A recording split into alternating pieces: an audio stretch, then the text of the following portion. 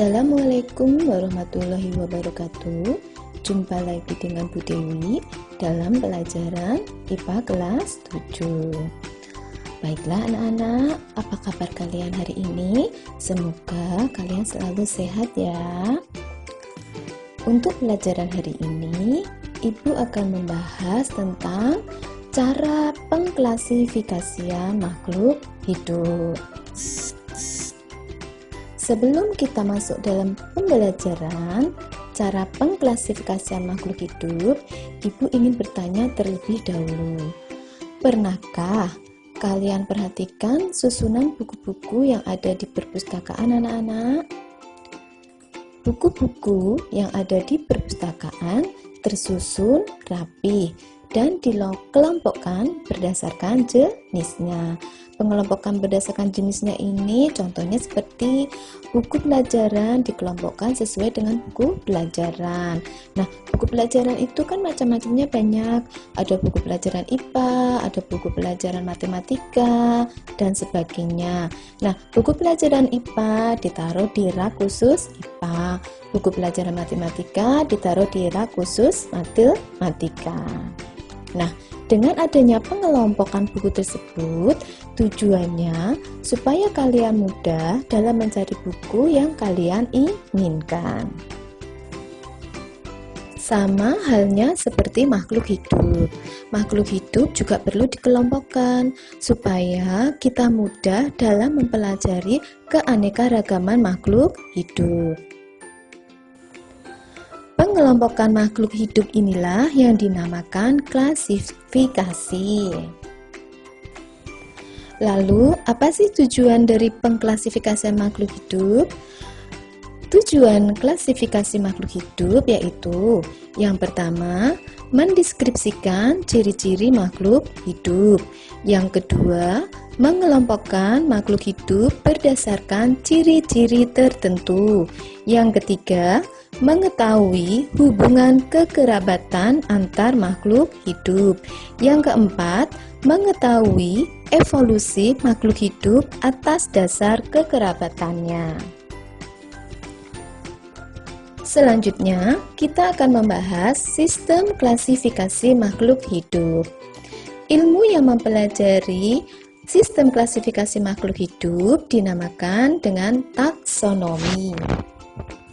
Klasifikasi ini dapat dilakukan oleh siapapun ya, tergantung klasifikasi yang digunakan.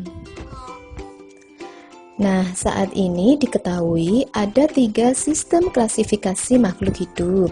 Yang pertama yaitu sistem alami. Yang kedua, sistem artifisial atau sistem buatan. Yang ketiga, sistem filogenetik.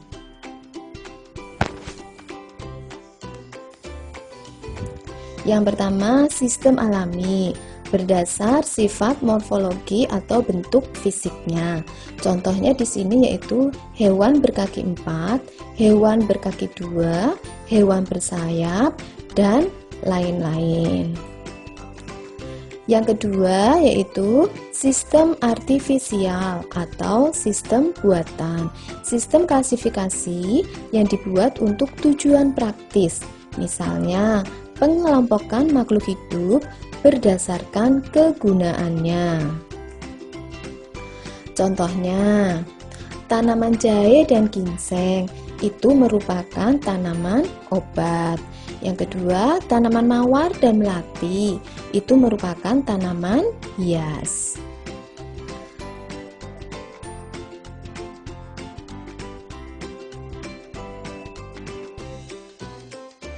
Yang ketiga, sistem filogenetik, berdasarkan kekerabatan antar organisme. Dalam melakukan klasifikasi, makhluk hidup dikelompokkan dalam suatu kategori tertentu secara bertingkat yang dinamakan dengan takson.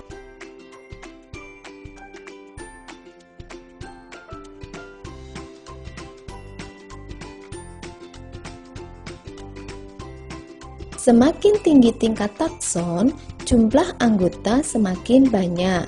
tingkat kekerabatan semakin sedikit. persamaan ciri-ciri setiap anggota semakin sedikit.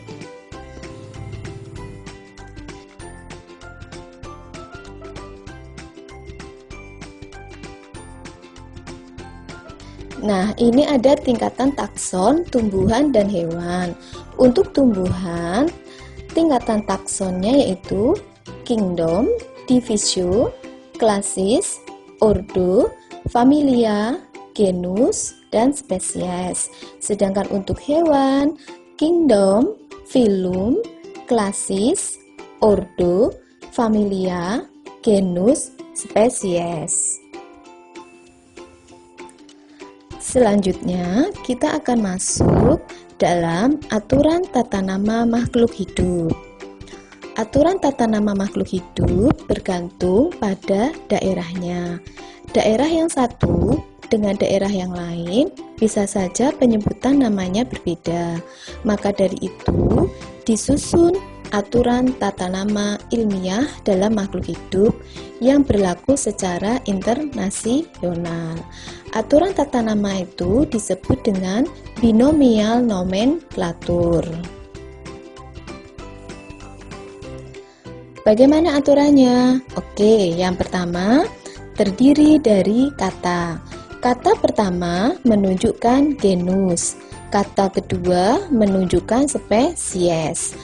Contoh nama ilmiah dari burung merpati adalah Colomba livia. Colomba merupakan genus atau marganya, sedangkan livia merupakan spesies. Yang kedua, huruf depan kata pertama menggunakan huruf kapital, sedangkan huruf depan dengan kata kedua menggunakan huruf kecil. Yang ketiga, untuk penulisannya, jika penulisannya menggunakan tangan, harus diberi garis bawah. Jika diketik, harus dicetak miring atau dicetak tebal.